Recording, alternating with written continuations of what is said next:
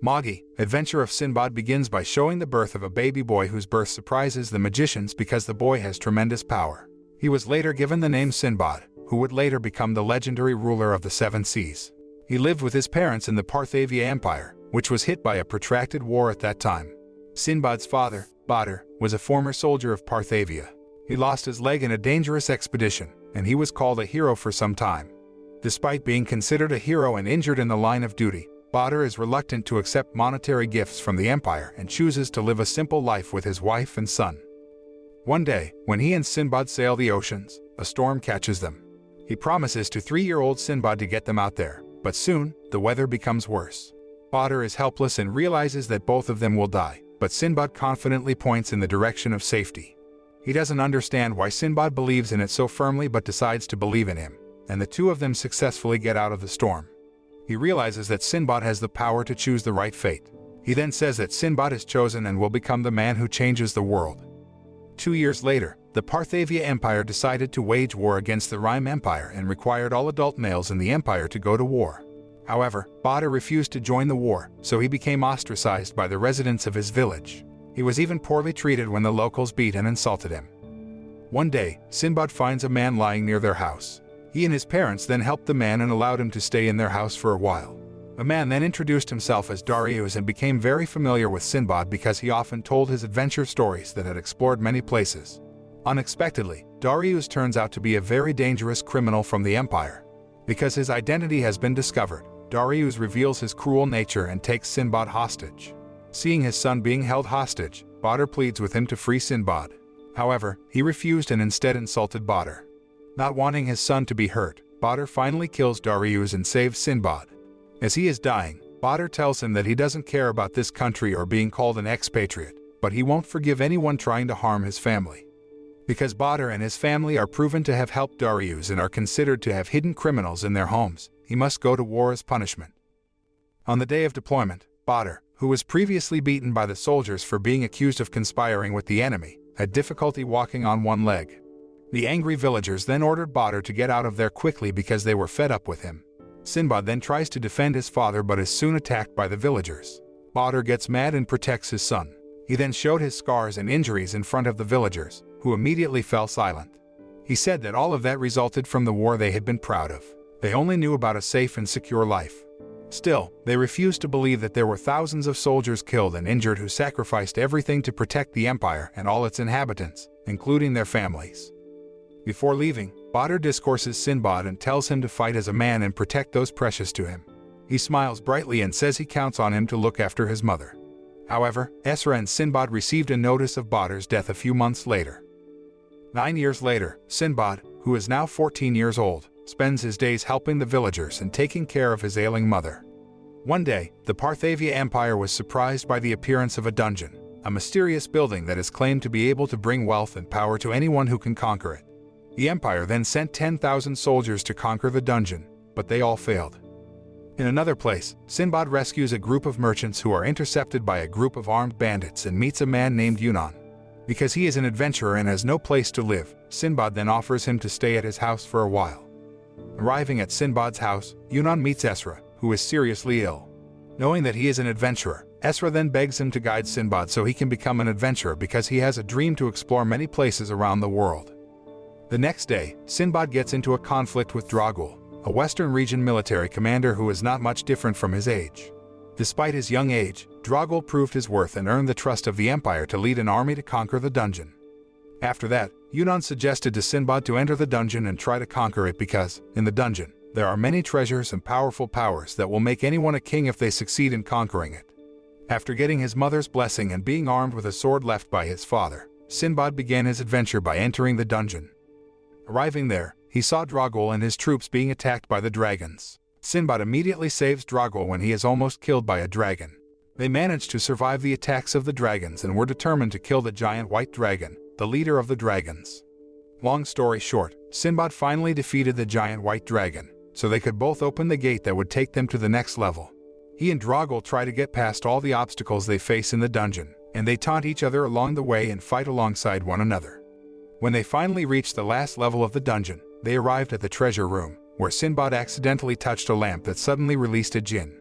The Jinn introduced himself as Baal, the Jinn of wrath and heroes. Seeing that there were two people there, Baal asked who would be the king. Sinbad and Dragul both claim that they will be the king. To determine who is more worthy of being a king, Baal also asks them to fight each other. They are also involved in a fierce battle, where they both have strong determination and reason to conquer the dungeon and get its power. But in the end, Sinbad managed to defeat Dragul.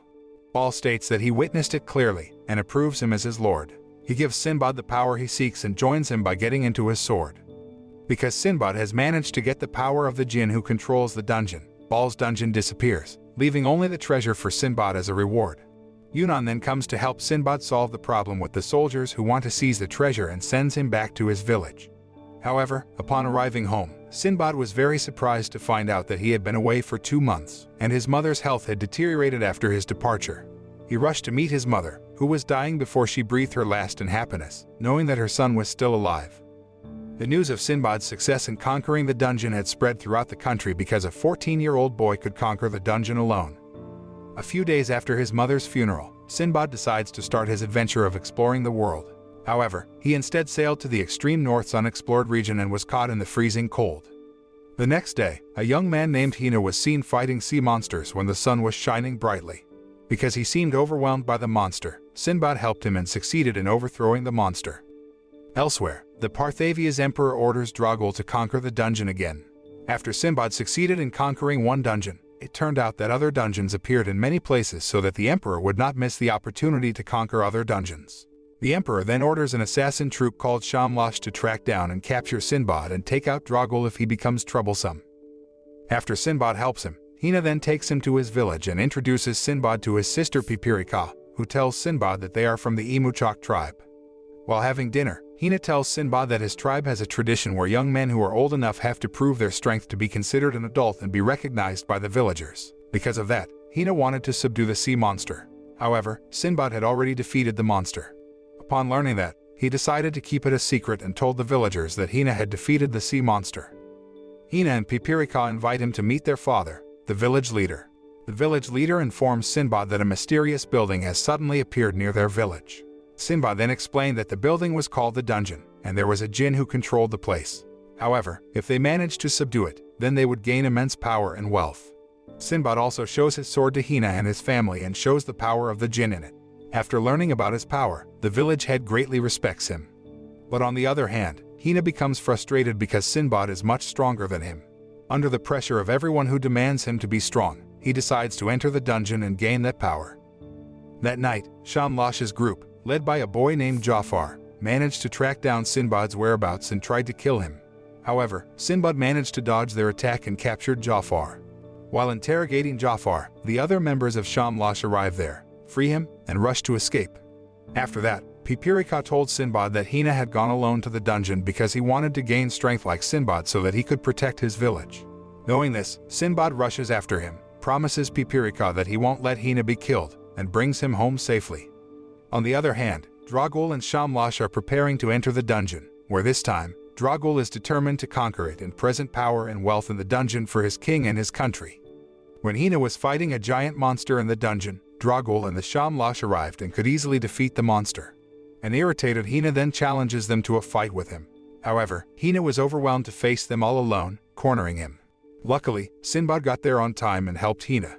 He then fights with Jafar, who once tried to kill him, while Hina fights Jafar's partner, a man named Mahad, who has a large stature like himself. Realizing that his fighting skills are not comparable to the assassins, Hina decides to run away with Sinbad. On the other hand, Dragul and the Shamlash then continued their journey until they finally arrived at the treasure room. Dragul then touches a necklace that is the vessel of Vaelfer, the Jinn who rules the dungeon. Vaelfer declared himself as the Jinn of falsehood and prestige. He seems disappointed when he finds out that Dragul and the Shamlash were the only ones who made it to the treasure room and then transformed into a smaller wolf, telling Dragul that his future king was a disappointment. Vaelfer destroys Falon's vessel, claiming that he recognized the fake vessel's stench. He asks Dragul about what he would do with a king's power. But, once again, he's disappointed in Dragul's answer, in which he claims that Dragul has no desire, and thus he is incapable of being a king's vessel. Not long after, Sinbad and Hina finally arrived at the treasure room, and Vaelfer saw potential in both of them. However, he wants to be fair to all the challengers. He states he will choose his king based on whoever captures the minifer and that there can be no violence during the trial. Not only that, but they also have to catch the minifer before the time runs out, or they'll never get out of the dungeon. Knowing that the minifer is more agile than other beasts, Sinbad then tells Dragul and the others to work together and devise a strategy. Even though Sinbad managed to catch the minifer in the end, he had cheated. He then argued that he did that so they wouldn't all be trapped in the dungeon. Sinbad then revealed that he aspires to establish a country that can connect to all regions of the world and establish cooperation with all countries in this world. Hearing this, Valefor decides to give his power to Sinbad and approves him as his lord. On the other hand, Hina seems impressed with Sinbad's determination and passion and decides to go on an adventure with him, especially after Sinbad said that he had considered them all as his friends. But then, the 3 members of Shamlash were suddenly turned into the Black Jinn by Falon, a magician counselor of Parthavia Empire. Valefor then told him how to save Jafar and the others. Sinbad and Hina then work with Dragul to defeat the Black Jinn.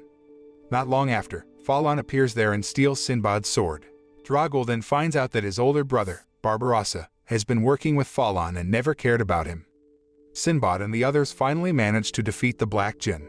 However, the power of the Black Jinn had not completely disappeared and instead possessed Jafar's body. Sinbad did not stay silent and used his Jinn power to save Jafar. While trying to help Jafar, he learns of Jafar's dark past, where since he was a kid, Jafar has been forced to commit the murder of his own parents. After that, he lived a life full of suffering. Knowing his life story, Sinbad is determined to save him. After Jafar was rescued, they finally got a lot of treasure out of the dungeon. Dragul then decided to return to the Empire because he couldn't just neglect his duties. After knowing that his older brother, Barbarossa, will do various cruel things to get what he wants, Dragul is determined to protect Serendine, whom he loves, who happens to be Barbarossa's fiancée. Meanwhile, Jafar and the others decide to become Sinbad's vassals. Sinbad and Hina then return to the Imuchak tribe, where Hina could finally attend the coming-of-age ceremony, and change his name to Hinahoho. Now that he is considered a grown man, Hina expresses her wish to her father to go on an adventure with Sinbad. As a first step towards achieving his goals, Sinbad intends to form an alliance with the national chief of the Imuchak tribe, Rametodo. They then meet Ruramu, Hina's fiancée, who is also Rametodo's daughter. Ruramu then accompanies both Sinbad and Hinahoho to meet with her father in hopes of gaining his blessing for their marriage and her departure from Imuchak, which ends successfully. After departing Imuchak, she is seen teaching Jafar and Sinbad proper etiquette and manners. As the princess of the Imuchak tribe, she is skilled in many departments, including, but not limited to, cooking, fighting, reading, writing, and negotiating. She teaches Sinbad and Jafar, both illiterate, how to read and write. Additionally, Sinbad also learns the basics of negotiating from her. 1 month later, Sinbad and his companions finally arrived at the Rime Empire, where he decided to become a merchant and opened a shop. But because he did not have a permit to set up a shop there, the authorities closed the shop. Not long after, Sinbad was approached by a man interested in buying all his merchandise. He agrees with the man's offer and sells all his merchandise. But then, he and the others discovered that they had been duped because he was selling their goods at a much higher price, thus making a bigger profit. Although, at first, he felt very annoyed, Sinbad then made it an experience because it was his first time trying to trade. Sinbad then asked Hina and the others to return to Imuchak while he would remain in the Rime Empire to take care of the permits to set up shops and trade there. That night, Sinbad met the man who had bought all his merchandise and introduced himself as Harun. Knowing that he is still very new to trading, Harun also gives a little lesson to him. Harun then asks him how he received permission to trade with Imuchak tribe. Instead of giving Harun a straight answer, Sinbad bargains, saying that he will tell him everything he knows, including information about Imuchak if Harun becomes a friend and shares his knowledge and expertise with him. At first, Harun seems dismissive, as Sinbad is still a child, but eventually, he agrees. Sinbad then reveals that he is a dungeon capturer and shows his power to Harun. He then asks Sinbad what he wanted to do with the power in his hands. Sinbad tells Harun about his dream to build a country and become a king. Hearing this, he asks Sinbad to show him that he could get the money he needed to establish and maintain a country. He also challenged Sinbad to collect 100 gold coins in a month, as it was a condition for obtaining a license to trade in Rime Empire. After returning to the hotel, Sinbad began to think of ways to earn money without the help of his friends. Sinbad finally found a way to earn money by telling the story of his adventures in conquering the dungeons. Unexpectedly, many people are interested in listening to the story and are willing to put aside their money to listen to the story in its entirety. A few weeks later, Harun returns to find Sinbad telling his stories on the street, thus generating massive amounts of profit in a relatively short amount of time. Amazed, he praises Sinbad and gifts him 100 gold coins after stating that it is what a friend would do. Not only that, but he also revealed that his name was not Harun but Rashid Saluja.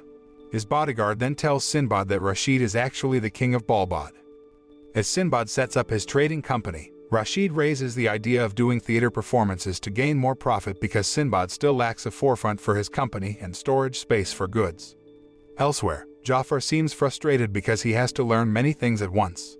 Ruramu explains to Jafar that she knows it's difficult for him to study, but he must work hard to repay Sinbad for the chance of a new life. Then, Ruramu announces that she is pregnant with Hinahoho's child.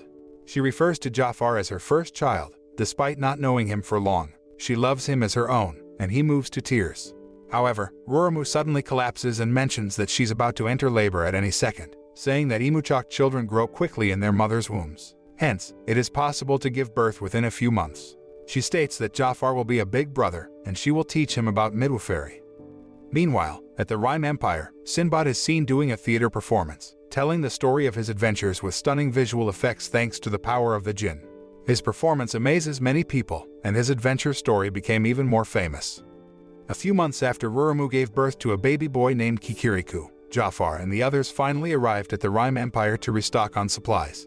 They were then greeted by a bodyguard who took them to the Colosseum, where Sinbad performed a theater. While Hina and the others were enjoying the show, Jafar noticed that Kikiriku had disappeared. He rushed to find him and was very surprised to find out that Kikiriku was being held by a freed monster from the Rhine Colosseum in one of its hands. Jafar uses his metal vessel for the first time to save Kikiriku. Even though he lay unconscious, he managed to save Kikiriku. Ruramu also thanked him for saving her son. Jafar and the others then visit Sinbad's shop and are astonished to see it, especially after knowing that Sinbad is friends with the king of Balbad. After that, Sinbad also decided to establish a trade union so that the scope of his trading area became wider worldwide. Sometime later, Sinbad, Jafar, and Hina arrived in Sasan, where they wanted to establish cooperation with the kingdom of Sasan because Sasan is famous for having high-quality metals. However, they were not accepted in the kingdom of Sasan because it never been in contact with the outside world. Because Sinbad insists on making friends with the kingdom of Sasan, they also ask him to meet the Night King of Sasan, Darius Leixis. He knew Darius was a dungeon capturer and a king vessel, just like himself. However, it also indicates that gaining Darius' trust will be very difficult.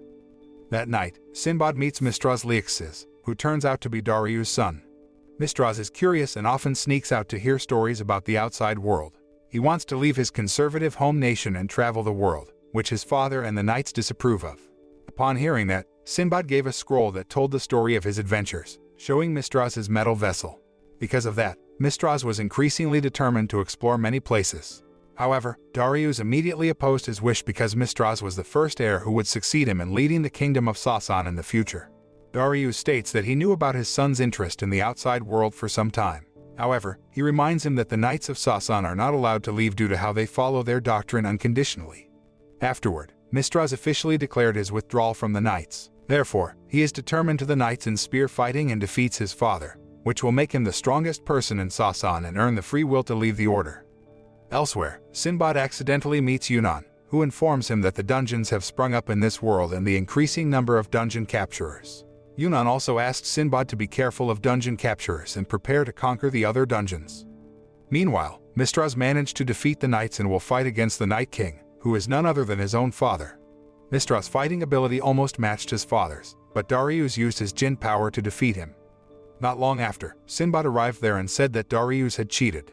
Then, Sinbad unsheathes his sword and activates his metal vessel, which draws lightning from the sky onto his sword. He revealed that this is a power of a Jinn given to a dungeon capturer, and all of them have it. He states that it's not fair to use that kind of power to win against someone who's not a dungeon capturer. Sinbad properly introduces himself as a merchant traveling the seas of the world, and like him, a dungeon capturer. He challenges the Night King to a match where he can deal with him as he wants if he wins. And if he wins, he will take Mistras and have Sasan trade with his company. By using Jinn equipped from Baal, Sinbad finally managed to defeat Darius.